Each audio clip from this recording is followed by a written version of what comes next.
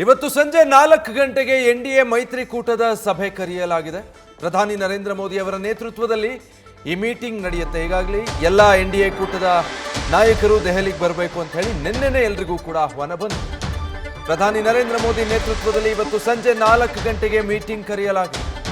ಸರ್ಕಾರ ರಚನೆಗೆ ಮಿತ್ರ ಪಕ್ಷಗಳಿಂದ ಬೆಂಬಲ ಕೋರಿ ಬೆಂಬಲದ ಪತ್ರವನ್ನು ಪಡೆದುಕೊಳ್ಳೋ ನಿಟ್ಟಿನಲ್ಲಿ ಎನ್ಡಿಎ ಇವತ್ತು ಈ ಸಭೆಯನ್ನು ನಡೆಸ್ತಾ ಇದೆ.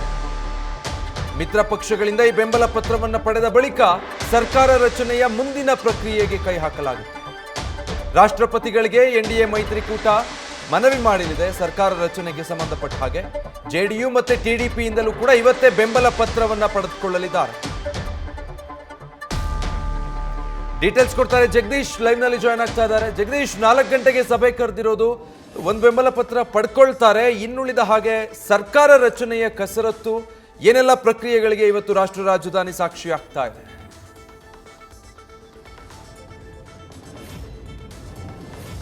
ವಿಜಯ್, ಇವತ್ತು ದೆಹಲಿಯಲ್ಲಿ ಸಂಜೆ 4 ಗಂಟೆಗೆ ಎನ್ಡಿಎ ಮೈತ್ರಿಕೂಟದ ಸಭೆಯನ್ನು ಕರೆಯಲಾಗಿದೆ. ಈಗಾಗಲೇ ದೇಶದ ನಾನಾ ಕಡೆಯಿಂದನೂ ಸಹಿತ ಎನ್ಡಿಎ ಮೈತ್ರಿಕೂಟದ ನಾಯಕರುಗಳು ದೆಹಲಿಗೆ ಆಗಮನವನ್ನ ಮಾಡ್ತಾ ಇರುವಂತದ್ದು. ಒಂದ್ ಕಡೆಗೆ ಟಿಡಿಪಿ ನಾಯಕ ಚಂದ್ರಬಾಬು ನಾಯ್ಡು ಸಹಿತ ದೆಹಲಿಗೆ ಪ್ರಯಾಣವನ್ನು ಬೆಳೆಸಿದ್ದಾರೆ. ಏನಂದ್ರೆ ಪವನ್ ಕಲ್ಯಾಣ್ ಸಹಿತ ದೆಹಲಿಗೆ ಪ್ರಯಾಣವನ್ನು ಬೆಳೆಸಿದ್ದಾರೆ. ಮತ್ತೊಂದು ಕಡೆಗೆ ಬಿಹಾರ್ ಸಿಎಂ ನಿತೀಶ್ ಕುಮಾರ್ ಸಹಿತ ದೆಹಲಿಗೆ ಪ್ರಯಾಣವನ್ನು ಬೆಳೆಸಿದ್ದಾರೆ. ಪಾಶ್ವಾನ್ ಸಹಿತ ದೆಹಲಿಗೆ ಏನಂದ್ರೆ ಪ್ರಯಾಣವನ್ನು ಬೆಳೆಸಿದ್ದಾರೆ. ಅದರ ಜೊತೆಗೆ ಕುಮಾರಸ್ವಾಮಿ ಅವರು ಸಹಿತ ಇನ್ನೇನು ಕೇವಲ ಅರ್ಧ ಗಂಟೆಯಲ್ಲಿ ದೆಹಲಿಗೆ ಬರ್ತಾರೆ. ಎಲ್ಲಾ ನಾಯಕರುಗಳ ಜೊತೆಗೆ ಎನ್ಡಿಎ ಮಿತ್ರ ಪಕ್ಷದ ನಾಯಕರುಗಳ ಜೊತೆಗೆ ಇವತ್ತು ಸಂಜೆ 4 ಗಂಟೆಗೆ ಸಭೆ ಆಗುತ್ತೆ. ಸಭೆಯಲ್ಲಿ ಪ್ರಮುಖವಾಗಿ ನಿರ್ಧಾರ ಆಗುವಂತದ್ದು ಎಲ್ಲಾ ನಾಯಕರುಗಳ ಜೊತೆಗೆ ಎಲ್ಲಾ ಅಂದ್ರೆ ಪಕ್ಷದ ಬೆಂಬಲವನ್ನ ಪಡ್ಕೊಳ್ಳುವಂತಹ ಕೆಲಸವನ್ನ ಮಾಡ್ತಾರೆ. ಬೆಂಬಲ ಯಾವ ರೀತಿಯಾಗಿರುತ್ತೆ ಅಂತಂದ್ರೆ ಅಧಿಕೃತವಾಗಿ ಪೇಪರ್ಗಳ ಅಂದ್ರೆ ಲೆಟರ್ಗಳ ಮೇಲೆ ಅಂತಂದ್ರೆ ಆಯಾ ಪಕ್ಷಗಳ ಏನಂದ್ರೆ ಬೆಂಬಲವನ್ನ ಸೂಚಿಸುವಂತಹ ಪತ್ರವನ್ನು ತೆಗೆದುಕೊಳ್ಳಲಾಗುತ್ತೆ. ಮತ್ತೆ ಒಂದು ಅಂತಿಮವಾಗಿ ಎನ್ಡಿಎ ಮೈತ್ರಿಕೂಟ ಅನ್ನುವಂತಹ ಒಂದು ಏನಂದ್ರೆ ಪತ್ರದಲ್ಲಿ ಎಲ್ಲ ಯಾರ್ಯಾರೆಲ್ಲ ಬೆಂಬಲವನ್ನ ಕೊಟ್ಟಿದಾರಲ್ಲ ಆ ಬೆಂಬಲ ಕೊಟ್ಟಿರ್ತಕ್ಕಂಥ ನಾಯಕರ ಏನಂದ್ರೆ ಆ ಪಕ್ಷದ ಅಧ್ಯಕ್ಷರ ಸಹಿಯನ್ನ ಪಡ್ಕೊಳ್ಳಲಾಗುತ್ತೆ. ತದನಂತರ ಆ ಪತ್ರವನ್ನ ಇಟ್ಕೊಂಡು ನೇರವಾಗಿ ರಾಷ್ಟ್ರಪತಿ ದ್ರೌಪದಿ ಮುರ್ಮು ಅವರ ಹತ್ರ ಹೋಗಿ ಅಲ್ಲಿ ಏನಂತಂದ್ರೆ ನಾವು ಎನ್ಡಿಎ ಮೈತ್ರಿಕೂಟದ ಸರ್ಕಾರವನ್ನ ರಚನೆ ಮಾಡ್ತೀವಿ ಅನ್ನುವಂತಹ ಮನವಿಯನ್ನು ಇಡಲಾಗುತ್ತೆ.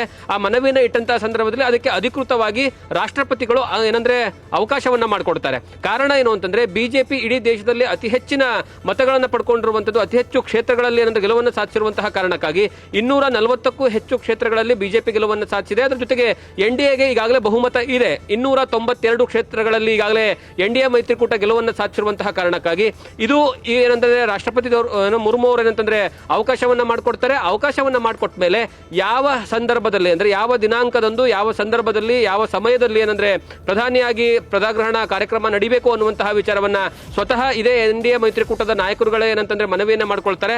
ಆ ಸಂದರ್ಭದಲ್ಲಿ ಯಾವ ಸ್ಥಳ ಮತ್ತೆ ಯಾವ ಸಮಯ ಈ ಎರಡೂ ವಿಚಾರಕ್ಕೂ ಸಹಿತ ಏನಂದ್ರೆ ಅಂತಿಮವಾಗಿ ನಿರ್ಧಾರವನ್ನ ಮಾಡಲಾಗುತ್ತೆ. ಅದಾದ ಮೇಲೆ ನೇರವಾಗಿ ಏನಂತಂದ್ರೆ ನೂತನ ಪ್ರಧಾನಿಯಾಗಿ ಯಾರಾಗ್ತಾರೆ ಅನ್ನುವಂತಹ ಪ್ರಶ್ನೆಗೆ ಕೊನೆಗೂ ಸಹಿತ ತೆರೆ ಬೀಳುತ್ತೆ. ಆದರೆ ಈಗ ಇರುವಂತಹ ಮಾಹಿತಿ ಯಥಾವತ್ತಾಗಿ ಎನ್ಡಿಎ ಮೈತ್ರಿಕೂಟದ ನಾಯಕನಾಗಿ ಏನಂದ್ರೆ ಪ್ರಧಾನಿ ನರೇಂದ್ರ ಮೋದಿ ಅವರೇ ಮುಂದುವರಿಯುವಂತದ್ದು, 3ನೇ ಬಾರಿಗೆ ಪ್ರಧಾನಿ ಅವರಾಗಿ ಏನಂದ್ರೆ ಆಯ್ಕೆಯನ್ನ ಆಗ್ತಾರೆ ಅನ್ನುವಂತಹ ವಿಚಾರವು ಸಹಿತ ಗೊತ್ತಾಗ್ತಾ ಇರುವಂತದ್ದು. ಕಾರಣ ಏನು ಅಂದ್ರೆ ಒಂದ್ ಕಡೆಗೆ ಟಿಡಿಪಿ ನಾಯಕರುಗಳು ಸಹಿತ ಅದರಲ್ಲೂ ಚಂದ್ರಬಾಬು ನಾಯ್ಡು ಅವತ್ತು ಬೆಳಗ್ಗೆ ಏನಂದ್ರೆ ಪತ್ರಿಕಾಗೋಷ್ಠಿ ಮಾಡುವಂತಹ ಸಂದರ್ಭದಲ್ಲಿ ನಮ್ಮ ಬೆಂಬಲ ಎನ್ಡಿಎ ಮೈತ್ರಿಕೂಟಕ್ಕೆ ಇದೆ ಅನ್ನುವಂತಹ ವಿಚಾರವನ್ನು ಹೇಳಿದ್ದಾರೆ. ನಿತೀಶ್ ಕುಮಾರ್ ಸಹಿತ 2 ದಿವಸಗಳ ಹಿಂದ್ಗಡೆ ಬಂದು ಇಲ್ಲಿ ದೆಹಲಿಯಲ್ಲಿ ಮಾತುಕತೆ ಆಡ್ಕೊಂಡು ಹೋಗಿದ್ರು. ಮತ್ತೆ ಈಗಾಗಲೇ ದೆಹಲಿಗೆ ಮತ್ತೊಂದು ಬಾರಿ ಬರ್ತಾ ಇದ್ದಾರೆ. ಇವತ್ತಿನ ಸಭೆ ಹಿನ್ನೆಲೆಯಲ್ಲಿ ಅವರ ಬೆಂಬಲವೂ ಸಹಿತ ಇದೆ. ಯಾಕಂದ್ರೆ ಅವರು ಸಹಿತ ಎನ್ಡಿಎ ಮೈತ್ರಿಕೂಟದ ಭಾಗ. ಅದರ ಜೊತೆಗೆ ಎಲ್ಲಾ ನಾಯಕರುಗಳು ಸಹಿತ ಬರ್ತಾ ಇರುವಂತಹ ಕಾರಣಕ್ಕಾಗಿ ಇವತ್ತಿನ ಸಭೆಯ ನಂತರ ಅಂತಿಮವಾಗಿ ನಿರ್ಧಾರವಾಗಲಿದೆ ಯಾವ ದಿನದಂದು ಹೋಗಿ ಏನಂದ್ರೆ ದ್ರೌಪದಿ ಮುರ್ಮು ಅವರ ಹತ್ರ ಏನಂದ್ರೆ ಮನವಿಯನ್ನ ಮಾಡ್ಕೊಳ್ತಾರೆ ಮತ್ತೆ ಯಾವತ್ತು ಪದಗ್ರಹಣ ಕಾರ್ಯಕ್ರಮ ಆಗುತ್ತೆ ಅಂತ.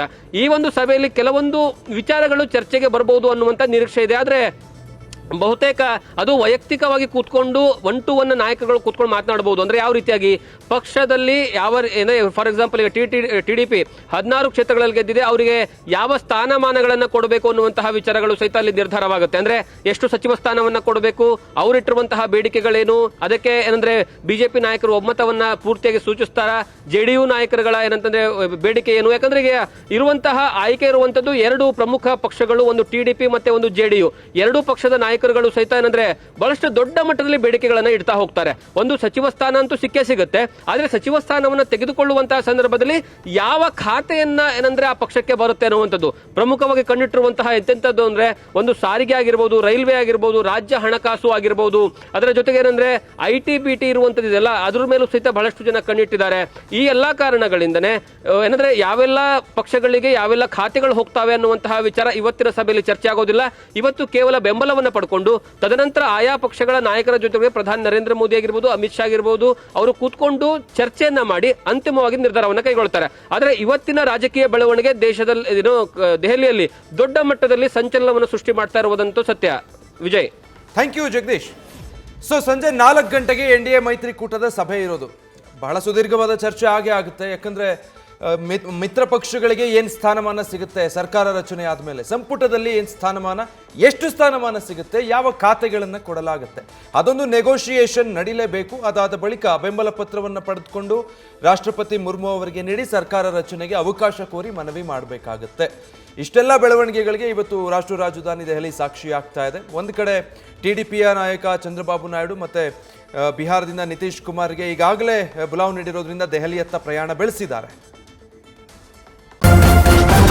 ನ್ಯೂಸ್ ಫಸ್ಟ್ ನಿರ್ಭೀತಿಯಿಂದ ನಿಮ್ಮ ಪರವಾಗಿ.